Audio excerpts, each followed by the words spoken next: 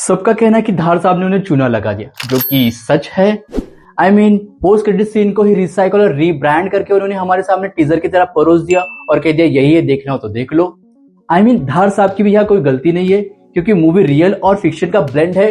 तो real life incident से जुड़ी हुई काफी सारी चीजें लोग प्रेडिक्ट कर रहे हैं, जैसे कि अभी हम भी यहाँ करने वाले हैं। तो हो सकता है इसलिए वो ज्यादा कुछ बताना नहीं चाहते, ज्यादा कुछ रिवील नहीं करना चाहते थे, इसलिए उन्होंने पोस्ट क्रेडिट सीन को टीजर की तरह हमारे सामने पेश कर दिया।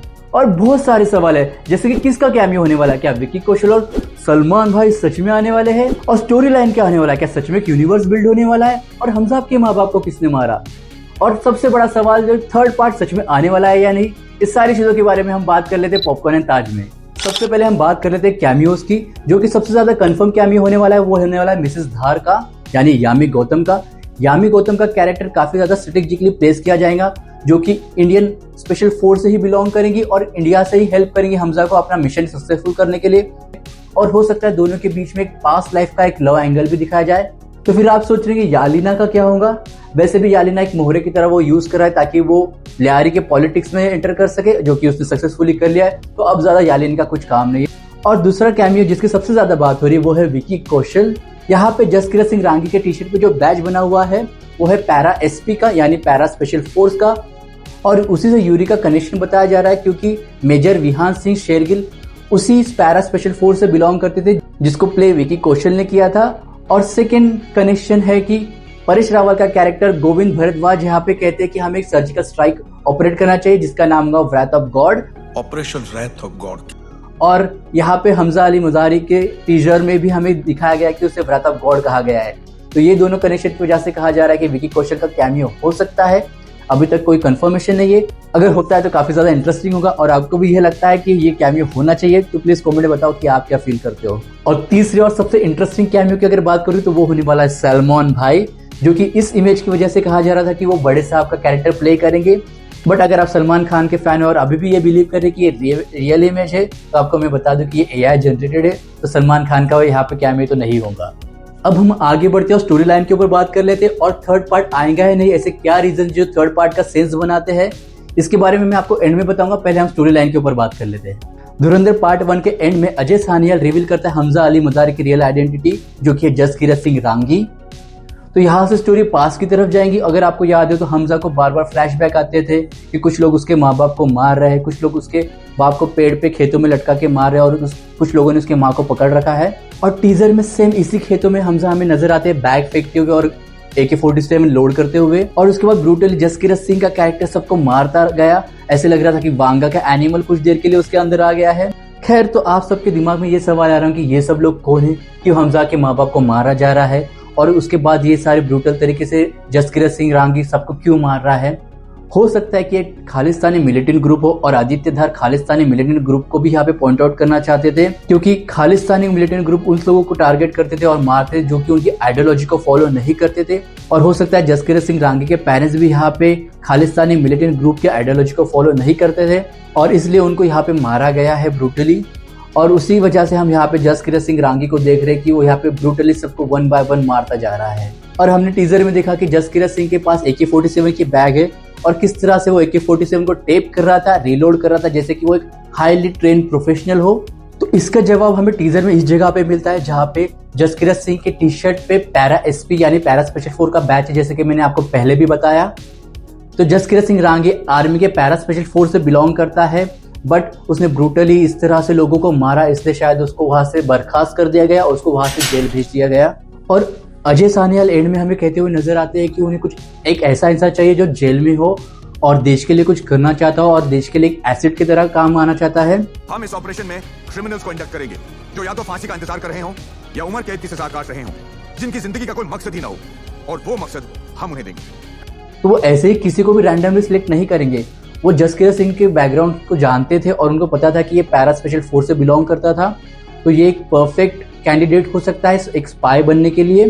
तो इसलिए वो जसकीरत सिंह को ही यहाँ पे सिलेक्ट करते हैं, और उसके बाद फिर उसको ट्रेन करके पाकिस्तान एक एज ए स्पाई भेजा जाता है।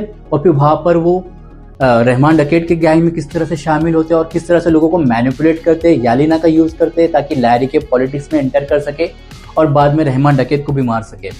तो यहाँ तक तो सबको स्टोरी पता है, और अब इसके आगे क्या। रहमान डकैत की मौत के बाद हमजा उजैर को ये यकीन दिलाएगा कि रहमान डकैत के मौत के पीछे अरशद पप्पू है, क्योंकि अरशद पप्पू और जमील जमाली पहले भी रहमान को मारने की कोशिश कर चुके हैं। तो उसी वजह से इस सीन में हम देख सकते कि उजैर अरशद पप्पू को ब्रूटली मार रहा है और उसका सर धड़ से अलग कर रहा है, और उसके बाद वो उसके साथ फुटबॉल खेलने वाला है, जो कि रियल लाइफ में भी हुआ था।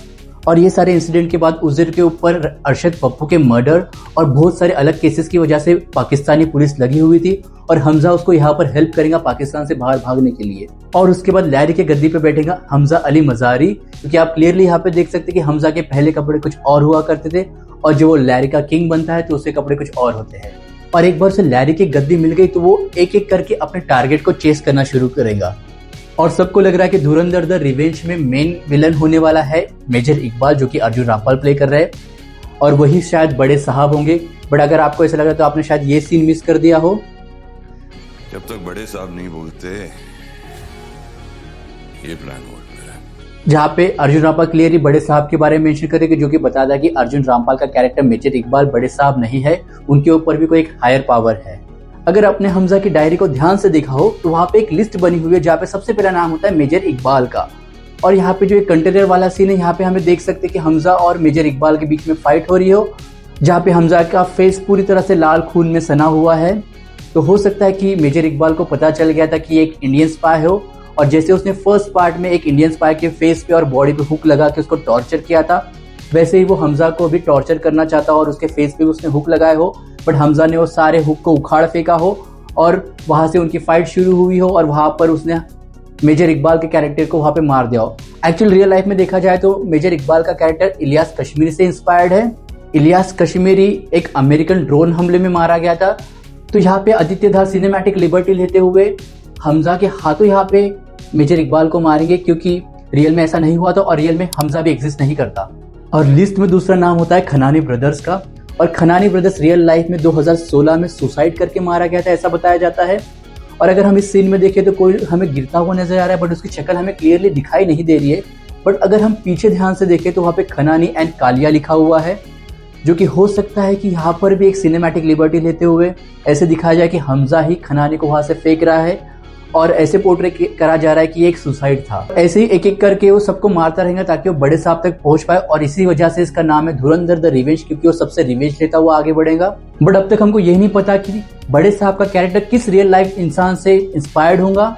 मेरे दिमाग में दो लोग हैं, एक हाफिज सईद और दूसरा है दाऊद इब्राहिम। दोनों के ही मैं लॉजिकल कुछ रीजन देना चाहूंगा कि दोनों में से कोई एक हो सकता है। तो सबसे पहले हाफिज सईद की बात कर लेते हैं, क्योंकि रियल लाइफ में भी हाफिज सईद और इलियास कश्मीरी ने ही मिलके ही 26/11 का टेरर अटैक प्लान किया था। और अगर आपको ये सीन याद हो कि 26/11 के अटैक के बाद इलियास कश्मीरी कहता है कि यहाँ पे बड़े साहब बहुत खुश होंगे, तो हो सकता है कि वो हाफिज सईद के ही बारे में बात कर रहा हो, क्योंकि उन दोनों ने ही मिलकर टेरर अटैक प्लान किया था। और तो और एसपी चौधरी असलम को भी कहा जाता है कि वो हाफिज सईद के ही ड्रग डील्स को मैनेज करता था। शायद ये रूमर गलत हो, बट मैंने यही सुना है। तो हो सकता है कि यहाँ पे हाफिज सईद ही बड़े साहब का कैरेक्टर होने वाला है। और दूसरा नाम है दाऊद इब्राहिम, क्योंकि इलियास कश्मीरी दाऊद इब्राहिम के ही अंडर में काम करता था और उसी की चीजें मैनेज करता था, तो इसलिए कहा जा रहा है कि दाऊद इब्राहिम यहाँ पर बड़े साहब का कैरेक्टर हो सकता है। और दाऊद इब्राहिम इसलिए भी सेंस बनाता है क्योंकि इंडिया में दाऊद इब्राहिम से ज्यादा फेमस कोई भी टेररिस्ट नहीं है, जिसकी पहुंच बॉलीवुड तक हो चाहे पॉलिटिक्स में हो, हर जगह पे दाऊद इब्राहिम का नाम पहले लिया जाता था। तो हो सकता है कि मूवी को और ज्यादा इंटरेस्टिंग बनाने के लिए यहाँ पे बड़े साहब का कैरेक्टर एक दाऊद इब्राहिम का ही हो। और इतने सारे रिवेंज और इतने सारे लोगों को मारना शायद एक पार्ट में पॉसिबल नहीं होगा, तो हो सकता है कि सबको मारते हुए एंड में बड़े साहब का कैरेक्टर हमारे सामने रिवील होगा। अब वो कौन सा एक्टर प्ले करने वाला वो तो हमें नहीं पता, पर जब वहां पे हमें बड़े साहब का कैरेक्टर रिवील होगा उसके बाद शायद सेकेंड पार्ट वहां खत्म होगा और वहां से ही थर्ड पार्ट की स्टोरी कुक होना शुरू होगी।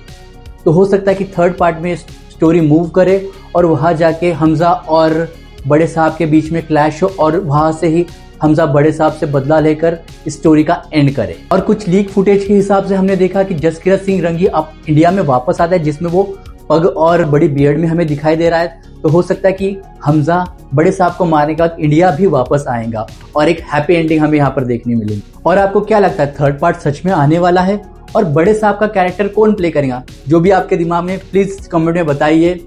और आपको ऐसी और वीडियोस देखने तो please subscribe to popcorn and touch और अपना ख्याल रखो।